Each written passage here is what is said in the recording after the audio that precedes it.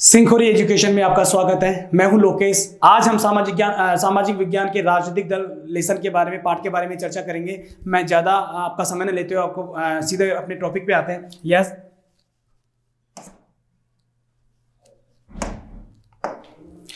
तो राजनीतिक दल, सबसे पहले हम जानें कि राजनीतिक दल किसे कहते हैं। राजनीतिक दल को लोगों के एक संगठित समूह के रूप में समझा जा सकता है जो चुनाव लड़ने और सरकार में राजनीतिक सत्ता हासिल करने के उद्देश्य से काम करता है। अर्थात राजनीतिक दल का मुख्य कार्य होता है सरकार में सत्ता प्राप्त करने के लिए चुनाव लड़ना। तो राजनीतिक दल के तीन प्रमुख हिस्से हैं। एक है नेता जो सीधा चुनाव लड़ते हैं। दूसरे होते हैं सक्रिय सदस्य जो राजनीतिक दल की नीतियों को और कार्यक्रमों को जनता तक पहुंचाते हैं। और तीसरे होते हैं अनुयायी वे होते हैं जो इन राजनीतिक दल की विचारधाराओं में विश्वास करते हैं और उनको अपना समर्थन देते हैं। राजनीतिक दल के कार्य, राजनीतिक दल के क्या क्या कार्य होते हैं। राजनीतिक दल के कार्य होते हैं चुनाव लड़ना, नीति और कार्यक्रमों को बनाना, कानून निर्माण में निर्णायक भूमिका निभाना, सरकार का निर्माण करना, विपक्षी दल की भूमिका निभाना, जनमत निर्माण की भूमिका निभाना, सरकार के कल्याणकारी कार्यक्रमों को जनता तक पहुंचाना। तो ये होते हैं राजनीतिक दल के कार्य।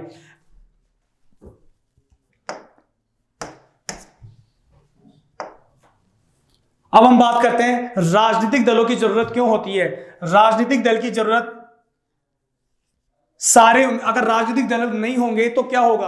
राजनीतिक दल नहीं होंगे तो सारे उम्मीदवार स्वतंत्र या निर्दलीय होंगे, उन पर किसी की लगाम नहीं होगी, वो मन चाहे तरीके से अपना कार्य करेंगे या फिर जिस चुनाव क्षेत्र से वो जीत कर आए हैं उसी क्षेत्र में वो कार्य करेंगे, उसी क्षेत्र के लिए वो जिम्मेदार होंगे। सरकार बन जाएगी पर उपयोगिता संदिग्ध होगी, यानी सरकार तो बन जाएगी लेकिन कार्य या नीतियां कार्यक्रम उतने लोगों के लिए उतने हित संबंधी नहीं होंगे जितने की होने चाहिए, उसकी कोई उपयोगिता नहीं होगी। नेता चुनावी वायदे करने की स्थिति में नहीं होंगे। निर्वाचन प्रतिनिधि सिर्फ निर्वाचन क्षेत्रों के काम के प्रति जवाबदेह होंगे। देश कैसे चले इसके लिए कोई उत्तरदायी नहीं होगा। तो इस कारण से हम लोगों को राजनीतिक दलों की जरूरत पड़ती है। नेक्स्ट है राजनीतिक दल कितने हैं। तो राजनीतिक दलों के प्रकारों के बारे में हम यहाँ पर चर्चा करेंगे। भारत में चुनाव आयोग राजनीतिक दलों को पंजीकृत करते हैं। चुनाव आयोग के द्वारा भारत में राजनीतिक दलों को पंजीकृत किया जाता है। यह एक ऐसी संस्था है जो समान रूप से किसी भी व्यक्ति को दल बनाने के लिए प्रेरित कर सकती है उन्हें, और कोई भी व्यक्ति दल बना सकता है, उन्हें छूट होती है, लेकिन उसके लिए कुछ नीति नियम और का अनुसरण करना पड़ता है, उनका फॉलो करना पड़ता है। भारत में 750 से ज्यादा राजनीतिक दल हैं। अगर देखा जाए तो भारत में टोटल जो राजनीतिक दल हैं वो 750 हैं, इससे भी ज्यादा हो सकते हैं। एक दलीय शासन व्यवस्था, जहां एक दल होता है उसे एक दलीय शासन व्यवस्था कहा जाता है। उदाहरण है चीन के अंदर जो भी चुनाव लड़े जाते हैं वो केवल एक ही दल है वहाँ पे, वो है कम्युनिस्ट पार्टी जो वहाँ पर शासन चलाती है। दूसरे दल भी वहाँ हो सकते हैं लेकिन उनका लाभ नहीं मिलेगा। क्यों नहीं होगा उनका लाभ इसलिए नहीं होगा क्योंकि वहां पर सीधे इस दल से प्रतिस्पर्धा करने के लिए उन्हें अनुमति नहीं होती है। नेक्स्ट है वहां की चुनाव प्रणाली सत्ता के लिए स्वतंत्र प्रतिद्वंदिता की अनुमति नहीं देती, इसलिए लोगों को नया राजनीतिक दल बनाने का कोई लाभ नहीं मिल पाता। यह अच्छा विकल्प नहीं होता है। नेक्स्ट है द्विदलीय शासन व्यवस्था। अब द्विदलीय शासन व्यवस्था ऐसी शासन व्यवस्था होती है जहां पर दो दल सत्ता में होते हैं, जहां पर चुनाव लड़ने का अधिकार दो दलों को होता है। जहां पर दो दल होंगे, जहां पर दो राजनीतिक दल होंगे, वो द्विदलीय शासन व्यवस्था कहलाती है। अब ये कैसे होता है, वहां पे अदर राजनीतिक पार्टियां भी, दूसरे राजनीतिक दल भी चुनाव लड़ सकते हैं लेकिन उनको 1 या 2 सीट मिल जाती है। लेकिन वो जो बड़े दल होते हैं वो दो दलीय होते हैं, इसलिए उन्हें द्विदलीय शासन व्यवस्था कहा जाता है। नेक्स्ट है बहुदलीय शासन व्यवस्था। जब अनेक दल सत्ता के लिए होड़ में हो और दो दलों से ज्यादा के लिए अपने दम पर या दूसरों के गठबंधन सत्ता में आने का ठीक ठाक अवसर हो तो उसे बहुदलीय शासन व्यवस्था कहते हैं। कहने का मतलब यह है जब अनेक दल सत्ता पाने के लिए चुनाव लड़ते हैं या फिर सत्ता में आने के लिए अनेक दलों से गठबंधन कर लेते हैं तो ये दलीय शासन व्यवस्था बहुदलीय शासन व्यवस्था कहलाती है। आगे हम चर्चा को बढ़ाते हैं। गठबंधन या मोर्चा किसे कहा जाता है। जब किसी दलीय जब किसी बहुदलीय व्यवस्था में अनेक पार्टियां चुनाव लड़ने और सत्ता में आने के लिए हाथ मिला लेती है तो इसे गठबंधन या मोर्चा कहा जाता है। ध्यान रखना, गठबंधन या मोर्चा। गठबंधन भी हो सकता है या मोर्चा भी हो सकता है। जब अनेक पार्टियां सत्ता में आने के लिए, सत्ता हासिल करने के लिए अन्य दलों से अपने हाथ मिला लेती है, चुनाव जीतने के लिए अन्य दलों से अपना समर्थन ले लेती है, तो वो गठबंधन या मोर्चा कहलाता है। 2004 में भारत में संसदीय चुनाव में 3 प्रमुख गठबंधन थे, और वो कौन कौन से प्रमुख गठबंधन थे? राष्ट्रीय जनतांत्रिक गठबंधन, जिसे कि एनडीए बोला जाता है, एनडीए, नेशनल डेमोक्रेटिक अलायंस, राष्ट्रीय जनतांत्रिक गठबंधन जिसका नेतृत्व बीजेपी कर रही है, भाजपा। संयुक्त प्रगतिशील गठबंधन यूपीए, जिसका नेतृत्व कौन कर रहा है? जिसका नेतृत्व कर रहा है कांग्रेस। और नेक्स्ट है वाम मोर्चा। इस प्रकार से 2004 में भारत में संसदीय चुनाव में प्रमुख 3 गठबंधन थे। अब देखते हैं कि कौन सी दलीय व्यवस्था आदर्श होती है। वैसे तो हमने देखा कि सबसे ज्यादा आदर्श व्यवस्था बहुदलीय व्यवस्था होती है, क्योंकि इसके अंदर जो नीतियां कार्यक्रम होते हैं वो जनता के ज्यादा हित में होते हैं। इस कारण से ये बहुदलीय व्यवस्था बहुत ही ज्यादा हितकर होती है। लेकिन अब ये बता रहा है कि आदर्श दलीय व्यवस्था का चुनाव करना किसी एक देश के हाथ में नहीं है, कि दलीय व्यवस्था, क्योंकि कौन सी दलीय व्यवस्था वहां पे अपनाई जाए वो किसी देश के हाथ में नहीं होता है। वो किस में होता है? ये समाज की प्रकृति, राजनीतिक विभाजन, राजनीति का इतिहास और उसकी चुनावी परिस्थितियों पर निर्भर है। जैसे भारत में बहुदलीय व्यवस्था है तो उसका कारण यह है कि 2-3 पार्टियां इतने बड़े मुल्क की सारी सामाजिक और भौगोलिक विविधताओं को समेट पाने में असक्षम हैं। हर मुल्क में हर स्थिति में कोई एक ही आदर्श प्रणाली चले, यह संभव नहीं है। आगे हम चर्चा को बढ़ाते हैं और देखते हैं संघीय व्यवस्था वाले लोकतंत्र में 2 तरह के राजनीतिक दल होते हैं। कितने तरह के राजनीतिक दल होते हैं? 2 तरह के। पहला होता है संघ की इकाइयों में अस्तित्व रखने वाले दल। ऐसे दलों को संघ की इकाइयों में अस्तित्व रखने वाले दल। देखिए, संघ, जैसे अपने भारत एक संघ है, इसके अंदर विभिन्न राज्य हैं और राज्यों का संघ है, और संघवाद उसे कहा जाता है, संघीय शासन व्यवस्था उसमें उसे कहा जाता है जहां पर शासन की कुछ शक्तियां या सत्ता की कुछ अधिकार केंद्र से लेकर राज्य की अनुषंगिक इकाइयों में बांट दिया जाता है। जैसे राज्य को बांट दिया जाता है तो वो संघवाद कहलाता है, संघीय शासन व्यवस्था कहलाती है। तो संघ की इकाइयों में अस्तित्व रखने वाले दल राष्ट्रीय दल होते हैं। ये कौन से दल होते हैं? राष्ट्रीय दल, जो संघ में भी अस्तित्व है, पूरे सेंटर में यानी केंद्र में भी चुनाव लड़ते हैं और देश की विभिन्न इकाइयों, विभिन्न राज्यों के मध्य भी चुनाव लड़ते हैं। और दूसरे होते हैं एक इकाई में अस्तित्व रखने वाले दल, और ऐसे दल क्षेत्रीय दल कहलाते हैं या राज्य दल कहलाते हैं, जो किसी एक इकाई में या देश के एक या 2 राज्यों के अंदर चुनाव लड़ते हैं और अपनी सीटें, अपनी सत्ता काबिज कर लेते हैं। अब सबसे पहले पढ़ते हैं अपन संघ की इकाइयों में अस्तित्व रखने वाले दल, राष्ट्रीय दल के बारे में। तो राष्ट्रीय दल क्या होता है? अगर कोई दल लोकसभा चुनाव में पड़े कुल वोट का अथवा 4 राज्यों के विधानसभा चुनाव में पड़े कुल वोट का 6% हासिल करता है और लोकसभा में 4 सीटों पर जीत दर्ज करता है तो उसे राष्ट्रीय दल कहते हैं। तो ये कह रहा है कि अगर कोई दल लोकसभा में यदि चुनाव हुए हैं, लोकसभा चुनाव में जो वोट पड़े उनमें से 6% वोट प्राप्त कर लेता है, या 4 विधानसभाओं में पड़े कुल वोटों का 6% प्राप्त कर लेता है, हासिल कर लेता है, तो और साथ ही लोकसभा में 4 सीटों पर जीत दर्ज करता है तो उसे राष्ट्रीय दल की मान्यता दी जाती है। 2019 में 7 दल राष्ट्रीय मान्यता प्राप्त थे, जिनके बारे में हम आगे चर्चा करेंगे। चुनाव आयोग देश के कुछ बड़े दलों को कुछ विशेष सुविधाएं देता है, उन्हें अलग चुनाव चिन्ह दिया जाता है। ऐसी सुविधा का लाभ पाने वाले पार्टियों को मान्यता प्राप्त दल कहते हैं। कहने का मतलब यह है कि चुनाव आयोग जो कि विभिन्न पार्टियों को पंजीकृत करता है, उन्हें अधिकार देता है चुनाव लड़ने का, तो उसके द्वारा जो देश के कुछ बड़े राजनीतिक दल हो जाते हैं तो उनको एक चिन्ह प्रदान कर दिया जाता है। जैसे कांग्रेस को हाथ का चिन्ह दिया गया है, भाजपा को कमल के फूल का चिन्ह दिया गया है, वैसे विभिन्न पार्टियों को अलग अलग उनके चुनाव चिन्ह दे दिए जाते हैं और साथ ही उनको कुछ विशेष सुविधा प्रदान करता है चुनाव आयोग। तो इस कारण से इनको मान्यता प्राप्त दल कहा जाता है। अब दूसरा आ गया क्षेत्रीय या प्रांतीय दल।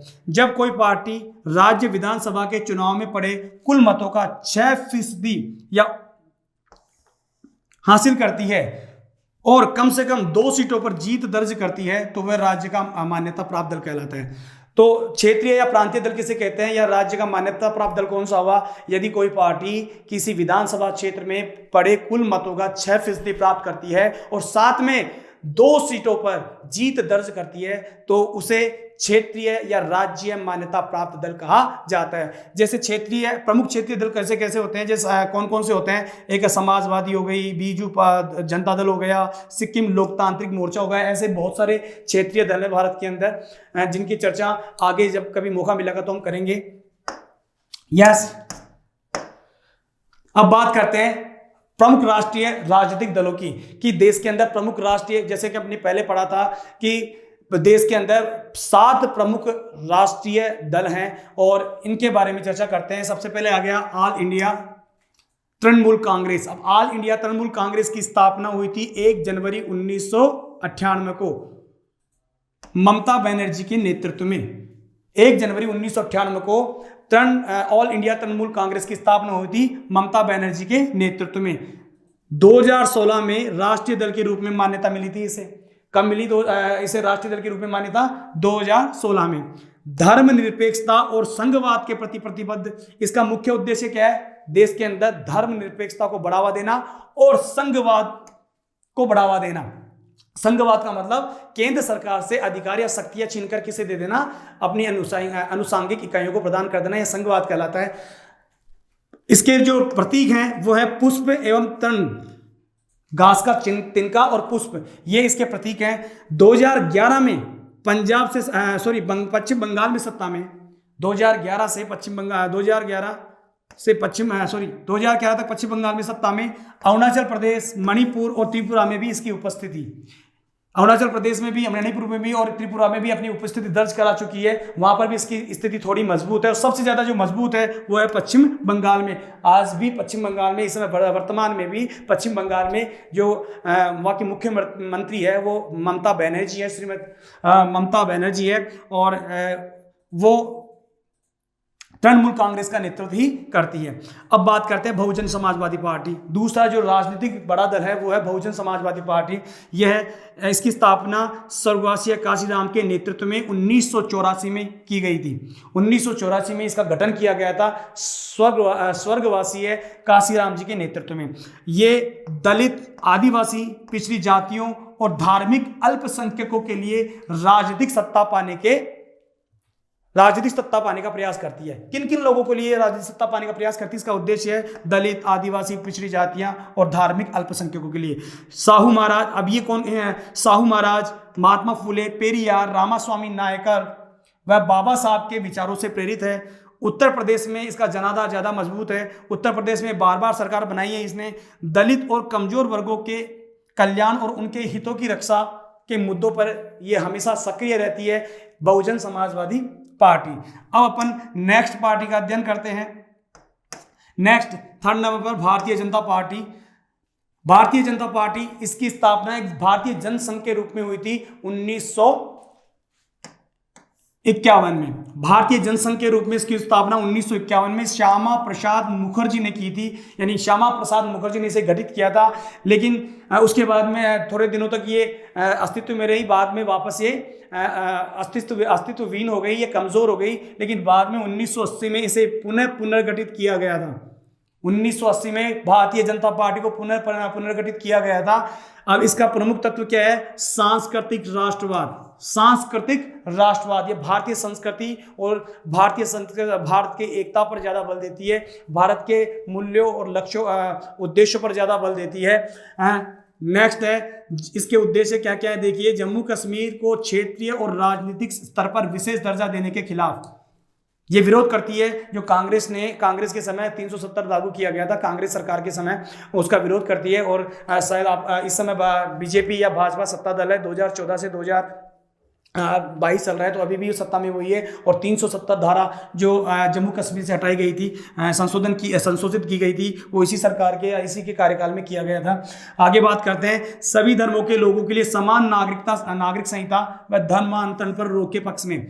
सभी धर्म के लोगों के लिए यह समान नागरिक संहिता लागू करने पर बल देती है कि चाहे किसी भी धर्म का व्यक्ति हो वो सब बराबर हैं। नेक्स्ट, धर्मांतरण पर रोक। धर्मांतरण पर रोक चाहती है, किसी धर्म से दूसरे धर्म में जाने पर ये रोक लगाना चाहती है। नेक्स्ट है 1998 में ये पहली बार सत्ता में आई थी। पहली बार सत्ता में कब आई थी? 1998 में। उसके बाद 2019 में 303 सीटें जीतकर सबसे बड़े दल के रूप में उभरी। ये 2014 से 2000 वर्तमान तक अभी भी सत्ता में काबिज है।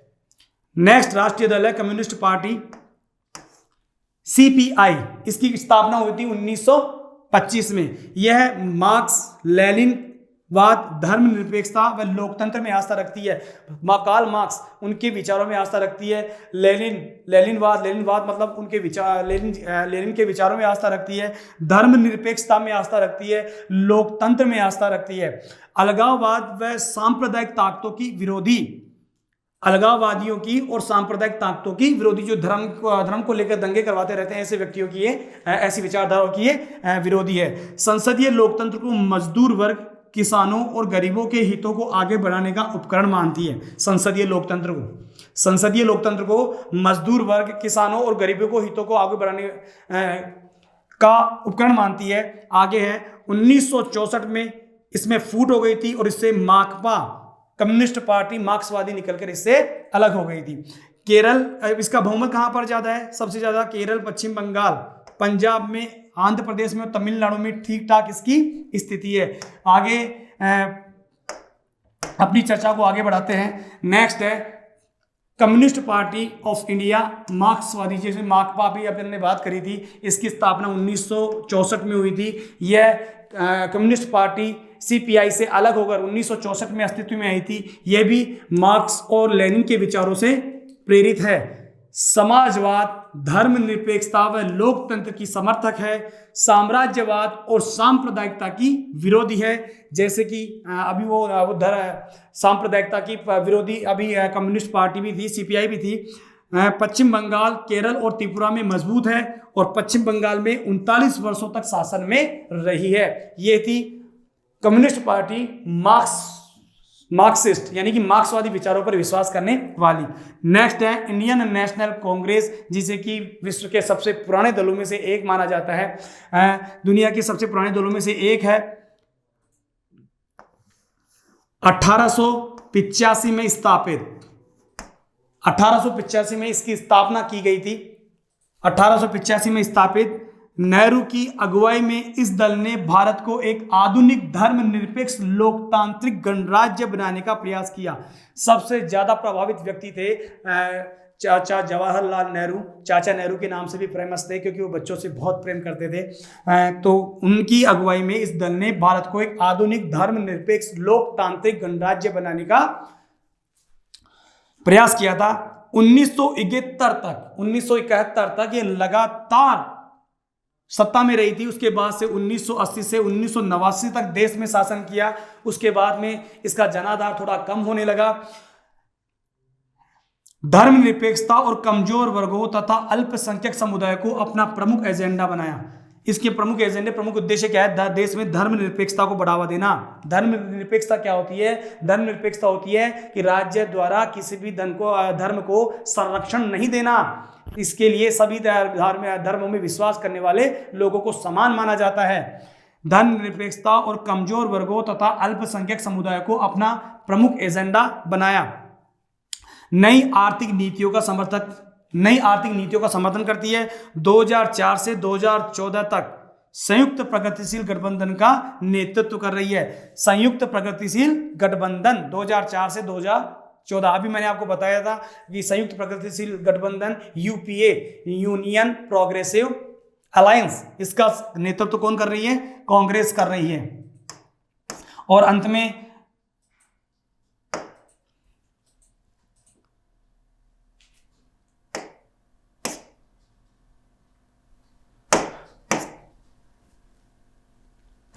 अपन चर्चा करते हैं। यह भी कांग्रेस का ही एक दल है और इसका नाम है नेशनल कांग्रेस पार्टी।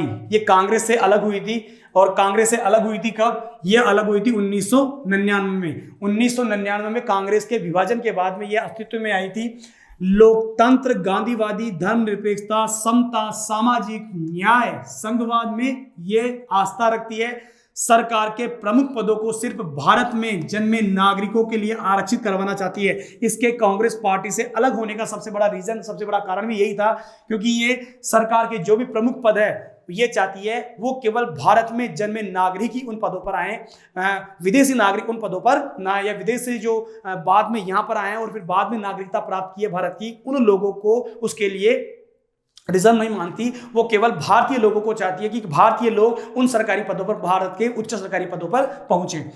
प्रमुख ताकत महाराष्ट्र में है और मेघालय में, मणिपुर में, आसाम में भी इसकी ताकत अच्छी है। अब अपन बात करते हैं राजनीतिक दलों के लिए चुनौतियां। कौन कौन सी राजनीतिक दलों के लिए कौन कौन सी चुनौतियां हैं? सबसे पहला है आंतरिक लोकतंत्र का न होना। ये तो अपन ने, अब इससे पहले तो अपन ने प्रमुख भारत के जो 7 राष्ट्रीय दल हैं उनके बारे में चर्चा करी थी, उनके उद्देश्यों को जाना था, उनकी स्थापना कब हुई थी इसके बारे में अध्ययन किया था। अब अपन बात करेंगे राजनीतिक दलों के लिए कौन कौन सी चुनौतियां हैं, कि ऐसे कौन कौन सी चुनौतियां जिनके चलते राजनीतिक दल कमजोर हो जाते हैं, लोगों में लोगों का उन पर विश्वास कम हो जाता है। तो आंतरिक लोकतंत्र का न होना, देखिए मैं बताऊं, आंतरिक लोकतंत्र का अभाव पाया जाता है राजनीतिक दलों में, क्योंकि राजनीतिक दलों में जो उसके प्रमुख नेता होते हैं या पैसे वाले लोग हैं उनका ज्यादा प्रभाव रहता है, और उन्हीं के इसके अंदर लोग चुनाव नहीं करवाए जाते हैं। किसी भी अगर किसी भी व्यक्ति को इसके अंदर कोई पद दिया जा रहा है तो नेताओं के चहेते व्यक्तियों को ही दे दिया जाता है। इस कारण से ये इसके समक्ष एक चुनौती है। दूसरी है वंशवाद की चुनौती। वंशवाद की चुनौती कि किसी नेता का बेटा ही उस वंशवाद ये होगा कि जैसे कि पिता की संपत्ति किसे मिलती है, पुत्र को मिलती है, तो वैसे ही इसके अंदर जो भी प्रमुख नेता है उसके बाद में उसका जो उत्तराधिकारी होगा वही होगा। इसका ये भी वंशवाद की चुनौती कहा जाता है। ये भी राजनीतिक दलों के लिए एक चुनौती है। चुनाव के समय पैसा और आपराधिक तत्वों की बढ़ती घुसपैठ। चुनाव के समय जो ये राजनीतिक दल हैं उनके जो क्योंकि इनके अंदर प्रमुख पद किनका प्रभाव रहता है, अमीर व्यक्तियों का, किन्हीं कंपनीज का, उद्योग चलाने वाले लोगों का इस पर ज्यादा प्रभाव रहता है। तो वो क्या करते हैं, इसको पैसा देते हैं या फिर चुनाव के समय कुछ आपराधिक घटनाएं करवा के सारी राजनीतिक स्थिति को खराब कर देते हैं। इस कारण से ये भी राजनीतिक दलों पर ये एक कटाक्षेप लगा देते हैं, कलंक लगा देते हैं। इस कारण से भी राजनीतिक दलों के लिए एक चुनौती है विकल्पहीनता की स्थिति। आजकल क्या हो रहा है कि जितने भी राजनीतिक दल हैं उनका जो मोटिव है, उद्देश्य है, वो लगभग समान होने लग गया है। जैसे कि अब इंग्लैंड की लेबर पार्टी और कंजर्वेटिव पार्टी के बारे में अपन चर्चा करें, इंग्लैंड के अंदर द्विदलीय व्यवस्था है, अमेरिका के अंदर भी द्विदलीय व्यवस्था है, चाइना के अंदर एक दलीय व्यवस्था है, कम्युनिस्ट पार्टी। लेकिन अपन बात कर रहे हैं द्विदलीय व्यवस्था। जैसे इंग्लैंड के अंदर कंजर्वेटिव और लेबर पार्टी है, तो दोनों के जो उद्देश्य है वो समान से हो गए। तो अब लोगों के लिए विकल्प की कमी हो गई कि अब किसको चुना जाए, क्योंकि दोनों की तरफ एक ही है। इस कारण से भी ये भी राजनीतिक दलों के लिए एक चुनौती है। अब अपन बात करेंगे राजनीतिक दलों में सुधार कैसे लाया जा सकता है और क्या क्या सुधार लाए गए हैं। तो राजनीतिक दलों के अंदर जो सुधार लाए गए हैं वो संवैधानिक सुधार कहा जाता है, कि संविधान के द्वारा ऐसे क्या क्या किया गया है जिनसे कि राजनीतिक दलों में सुधार आए। तो सबसे पहले दल बदल पर रोक, कि किसी भी पार्टी से कोई भी विधायक या संसद के अंदर सांसद चुनकर चला जाता है तो वो चुनाव जीते जाने के बाद में अपना दल बदलकर दूसरे दल में शामिल नहीं हो सकता। अगर वो होता है तो उसे अपनी सीट का त्याग करना पड़ता है। ये संविधान के द्वारा ऐसा संशोधन करके ऐसा कानून लाया गया है। दूसरा, चुनाव लड़ने वाले उम्मीदवार को संपत्ति का ब्यौरा देना। चुनाव लड़ने वाले उम्मीदवार को अपनी संपत्ति का चुनाव आयोग के द्वारा यह तय किया गया है, इलेक्शन कमीशन के द्वारा यह तय किया जाता है कि जो भी व्यक्ति चुनाव लड़ना चाहता है उससे पहले अपनी सारी संपत्ति का और अपने आपराधिक घटनाओं का ब्यौरा देना पड़ेगा, कि किसी न किसी अपराध में शामिल तो नहीं है। आपराधिक मामलों का ब्यौरा देना, जो मैंने अभी बताया। आयकर रिटर्न का भरना जरूरी। वैसे चुनाव आयोग के द्वारा यह भी तय किया गया है कि किसी जो भी उम्मीदवार चुनाव में खड़ा होना चाहता है, किसी राजनीतिक दल का सदस्य है और वो चुनाव में खड़ा होना चाहता है, तो सबसे पहले उसे अपने आयकर रिटर्न भरना होगा। अब अपन बात करते हैं सुझाए गए सुधार, कि राजनीतिक दलों में सुधार हो, ऐसे क्या क्या प्रयास अपन कर सकते हैं। तो सबसे पहले सांगठनिक चुनाव कराए जाएं, कि राजनीतिक दलों के अंदर स्वयं विभिन्न पदों के लिए प्रमुख पदों पर सांगठनिक चुनाव होने चाहिए। कई बार क्या होता है कि यहाँ कि कौन चुनाव जीत रहा है, कौन बन रहा है, वो सिर्फ अमीर लोग या उसके जो नेता हैं राजनीतिक दलों के, उनका प्रभाव होता है, फिर उनके जो चहेते होते हैं उन्हीं को राजनीतिक दल की प्रमुख पद सौंप दिए जाते हैं। दूसरा है सदस्यों की सूची रखना, कि राजनीतिक दल के अंदर कितने सदस्य हैं उनकी सूची रखी जाए, बड़े पदों के लिए खुला चुनाव कराया जाए, और जो भी राजनीतिक दलों के जितने भी बड़े पद हैं उन पर यह नहीं कि मनमाने तरीके से जो जिनका प्रभाव है उन्हीं को राजनीतिक दल के प्रमुख पद दे दिए गए हैं, बल्कि उनके लिए क्या होना चाहिए, चुनाव कराए जाने चाहिए। राजनीतिक दल करीब 1/3 सीट महिलाओं के लिए आरक्षित करें। राजनीतिक दलों के अंदर लगभग 1/3 सीट महिलाओं के लिए आरक्षित की जानी चाहिए। और नेक्स्ट है चुनाव का खर्च सरकार उठाए, यानी सरकार द्वारा जो भी इलेक्शन के समय, चुनाव के समय जो भी खर्चा आ रहा है वो सरकार के द्वारा उठाया, सरकार के द्वारा उठाया जाए। इलेक्शन के समय, चुनाव के समय जो भी खर्चे आते हैं, अब वो खर्चा किसी भी रूप में हो सकता है, पेट्रोल गाड़ियां दे सकती है, पेट्रोल दे सकती है, कागज वगैरह ऐसे ही, या कोई सामग्री उपलब्ध करवा सकती है, ऐसे जो खर्चे उठाए जाएंगे वो किसके द्वारा उठाए जाए, सरकार के द्वारा, तो भी राजनीतिक दलों में सुधार आ सकता है। अन्य में अगर अपन सुधारात्मक प्रयास करना चाहें तो सबसे लोगों द्वारा दबाव बनाना। अब लोगों द्वारा कैसे दबाव बनाएं, कि जितने भी राजनीतिक दल हैं उनकी क्रियाविधियों को, एक्टिविटीज़ को, गतिविधियों को ध्यान में रखते हुए उन लोगों को राजनीतिक दलों में चिट्ठियां भेजनी चाहिए, उनको पत्र लिखने चाहिए, प्रचार करना चाहिए, उनकी गलत नीतियों के विरुद्ध आंदोलन करना चाहिए। इनको दबाव समूह और आंदोलन भी कंट्रोल कर सकते हैं, नियंत्रित कर सकते हैं, और साथ में लोगों की भागीदारी। ऐसे लोग जो राजनीतिक दलों में प्रत्यक्ष रूप से भागीदार ऐसे लोग जो राजनीतिक दलों में सुधार लाना चाहते हैं, वो प्रत्यक्ष रूप से राजनीतिक दलों में भागीदार बनकर उनमें सुधार ला सकते हैं, अब अपना ये चैप्टर वो पूरा हो गया है। Thank you.